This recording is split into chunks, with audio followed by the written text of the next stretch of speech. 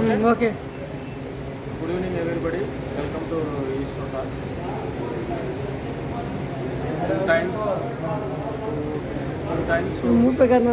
ఆంధ్రప్రదేశ్కి సీఎంగా చేశారు. వన్ టైం ఆంధ్రప్రదేశ్కి మొదటి సీఎంగా చేశారు. ఆయన మన సిబిఎన్ చంద్రబాబు నాయుడు గారు. ఫస్ట్ ఆఫ్ ఆల్ ఆయనకి బర్త్డే విశేష్. ఉమ్మడి ఆంధ్రప్రదేశ్లో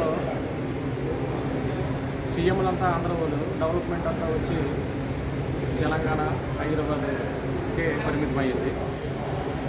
ఆ టైంలో ఆంధ్రప్రదేశ్లో ఒక నగరం కూడా ప్రాపర్గా డెవలప్ చేయలేదు. అందుకు తగ్గ ఉదాహరణ విశాఖపట్నం, విజయనగరం, కాకినాడ, నెల్లూరు, విజయవాడ మొదలగు సిటీలు ఉన్నాయి. ప్రాజెక్టు కూడా ఐకాన్ ప్రాజెక్టు చేయలేకపోయారు.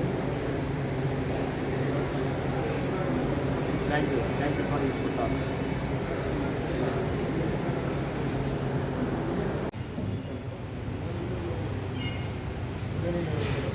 Welcome to Eastern Talk. Today topic is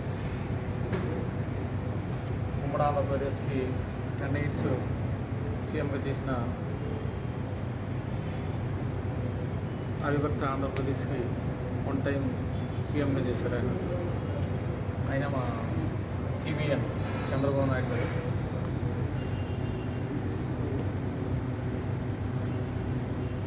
NDA కన్వీనర్గా ఉంటూ పిఎంఎల్ని డిసైడ్ చేసే స్థాయి అయింది 95 ఆ టైంలో.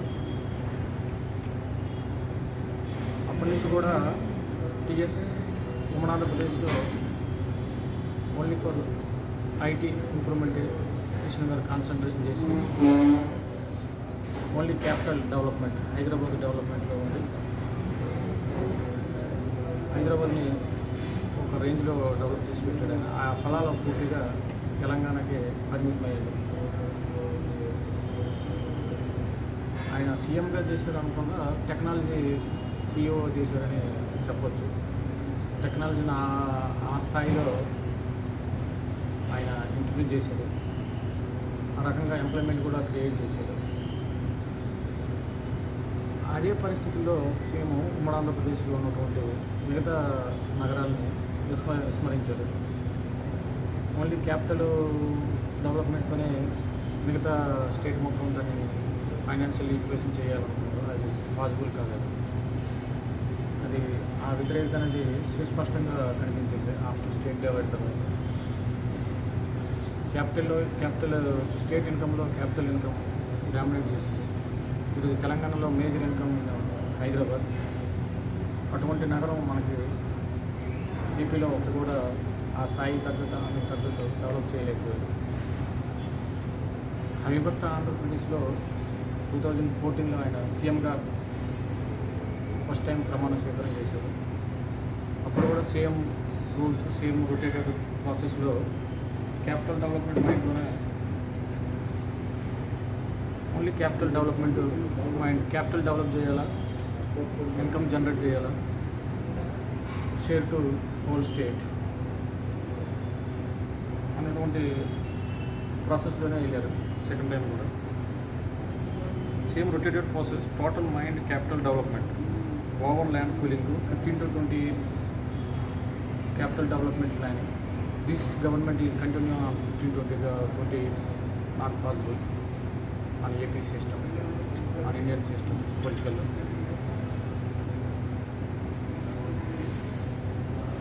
This idea is total faith, no welfare, no employment.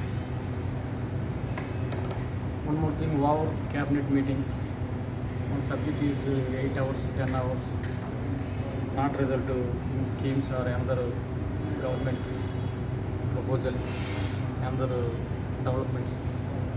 Our cabinet meetings, not result to outputs. No agricultural schemes, no farmer benefits. Overall, neglecting to another Uttarandhra Pradesh.